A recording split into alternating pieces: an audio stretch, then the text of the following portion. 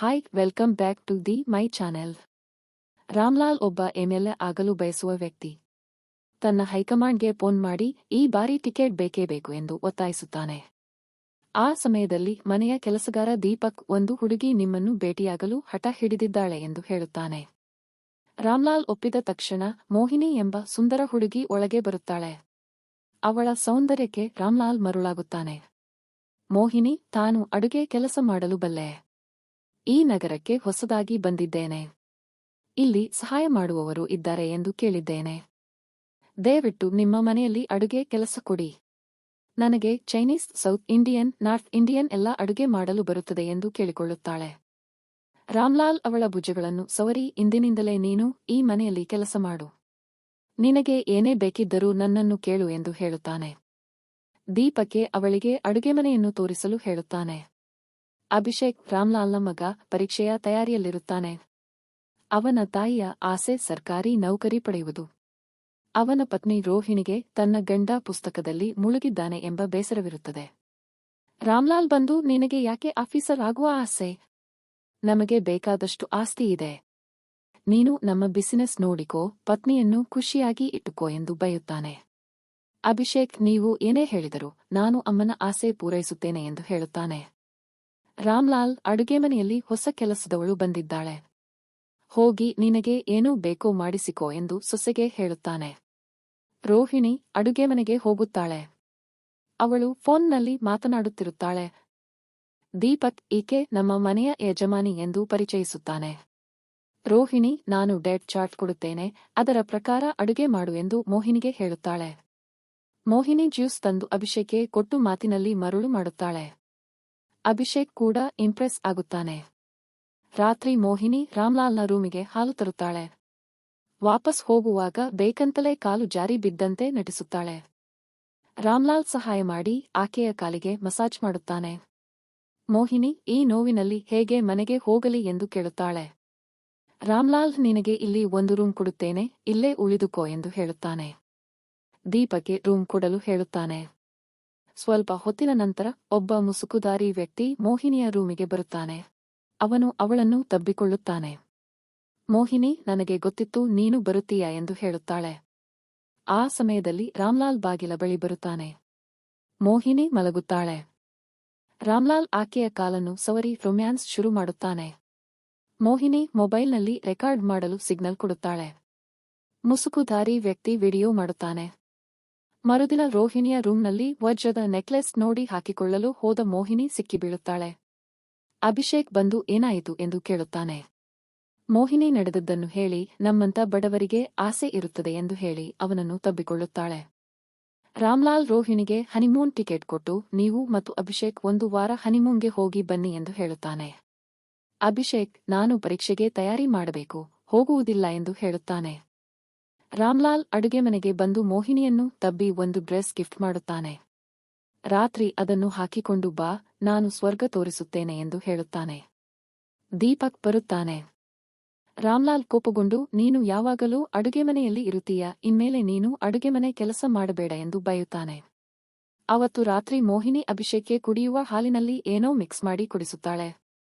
ಪ್ರಜ್ಞೆ ತಪ್ಪಿದ ಅಭಿಷೇಕ್ ಜೊತೆ ರೊಮ್ಯಾನ್ಸ್ ಮಾಡಿದಂತೆ ವಿಡಿಯೋ ಮಾಡಿಸುತ್ತಾಳೆ. ರಾಮ್ಲಾಲ್ ಕೊಟ್ಟ ಡ್ರೆಸ್ ಹಾಕಿಕೊಂಡು ರಾಮ್ಲಾಲ್ ಜೊತೆ ರೊಮ್ಯಾನ್ಸ್ ಮಾಡುತ್ತಾಳೆ. ಮೋಹಿನಿ 10 ಲಕ್ಷ ಹಣ ಬೇಕು ಎಂದು ಕೇಳುತ್ತಾಳೆ. ರಾಮ್ಲಾಲ್ ಕೋಪಗೊಂಡು, ನಿನ್ನ ಬೆಲೆ 10 ಲಕ್ಷನಾ? ಕೊಡಲಾಗುವುದಿಲ್ಲ ಎಂದು ಹೇಳುತ್ತಾನೆ. ಮೋಹಿನಿ ವಿಡಿಯೋ ತೋರಿಸಿ ನಾಳೆ ಬೆಳಗ್ಗೆ 10 ಲಕ್ಷ ಬೇಕು ಎಂದು ಹೇಳುತ್ತಾಳೆ. ಮರುದಿನ ಅಭಿಷೇಕ್ನ ವಿಡಿಯೋ ತೋರಿಸಿ ರೋಹಿಣಿಯ ನೆಕ್ಲೆಸ್ ಬೇಕು ಎಂದು ಬ್ಲಾಕ್ಮೇಲ್ ಮಾಡುತ್ತಾಳೆ. ರಾಮ್ಲಾಲ್ ಹಣ ಕೊಟ್ಟು ಮನೆ ಬಿಟ್ಟು ಹೋಗು ಎಂದು ಹೇಳುತ್ತಾನೆ. ಮೋಹಿನಿ, ನನಗೆ ಬೇಕಾದಾಗ ಹಣ ಬೇಕು, ಪೂರ್ತಿ ಮಾವಿನ ಹಣ್ಣಿನ ರಸ ತೆಗೆಯುವವರೆಗೂ ಹೋಗುವುದಿಲ್ಲ ಎಂದು ಹೇಳುತ್ತಾಳೆ. ಯಾರೋ ಒಬ್ಬ ವ್ಯಕ್ತಿ ಫೋಟೋ ತೆಗೆಯುತ್ತಾನೆ. ರೋಹಿಣಿ ಮೋಹಿನಿಗೆ ಹೊಡೆಯಲು ಹೋದಾಗ ಮೋಹಿನಿ ಕೈ ಹಿಡಿಯುತ್ತಾಳೆ. ರಾಮ್ಲಾಲ್ ಮೋಹಿನಿಯ ಪರವಾಗಿ ಬರುತ್ತಾನೆ. ಅಭಿಷೇಕ್ ನೆಕ್ಲೆಸ್ ತಂದು ಮೋಹಿನಿಗೆ ಕೊಡುತ್ತಾನೆ. ಮೋಹಿನಿ, ನಾನು ಕೇಳಿದಾಗ ಹಣ ಕೊಡು, ಪರೀಕ್ಷೆಗೆ ತೊಂದರೆ ಕೊಡಬೇಡ ಎಂದು ಹೇಳುತ್ತಾಳೆ. ಮೋಹಿನಿ ಹಣ ಮತ್ತು ಗಿಫ್ಟ್ ಪಡೆಯುತ್ತಾಳೆ. ಅಭಿಷೇಕ್ ಪರೀಕ್ಷೆಯಲ್ಲಿ ಫೇಲ್ ಆಗುತ್ತಾನೆ. ಮೋಹಿನಿ 50 ಲಕ್ಷ ಹಣಕ್ಕಾಗಿ ಬ್ಲಾಕ್ಮೇಲ್ ಮಾಡುತ್ತಾಳೆ.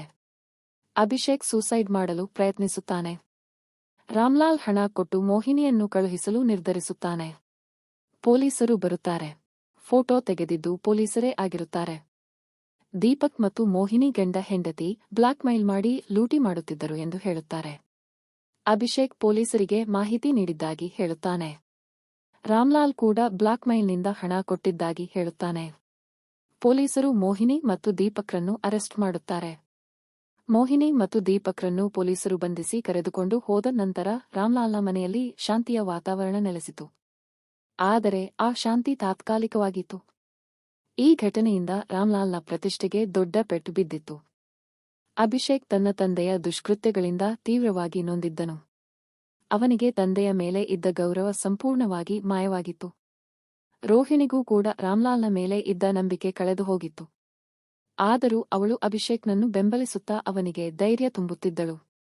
ರಾಮ್ಲಾಲ್ ತನ್ನ ತಪ್ಪಿನ ಅರಿವಾಗಿ ಪಶ್ಚಾತ್ತಾಪ ಪಡುತ್ತಿದ್ದನು. ಆದರೆ ಆತನಿಗೆ ತಾನು ಮಾಡಿದ ತಪ್ಪನ್ನು ಸರಿಪಡಿಸಿಕೊಳ್ಳುವ ದಾರಿ ಕಾಣಿಸುತ್ತಿರಲಿಲ್ಲ.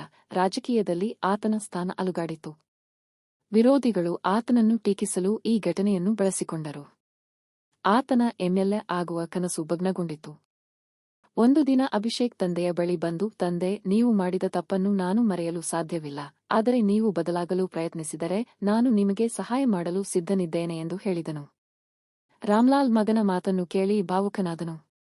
ಆತನಿಗೆ ಮಗನ ಪ್ರೀತಿ ಮತ್ತು ಕಾಳಜಿ ಅರ್ಥವಾಯಿತು. ರಾಮ್ಲಾಲ್ ತನ್ನ ರಾಜಕೀಯ ಜೀವನವನ್ನು ತೊರೆದು ಸಮಾಜ ಸೇವೆ ಮಾಡಲು ನಿರ್ಧರಿಸಿದನು.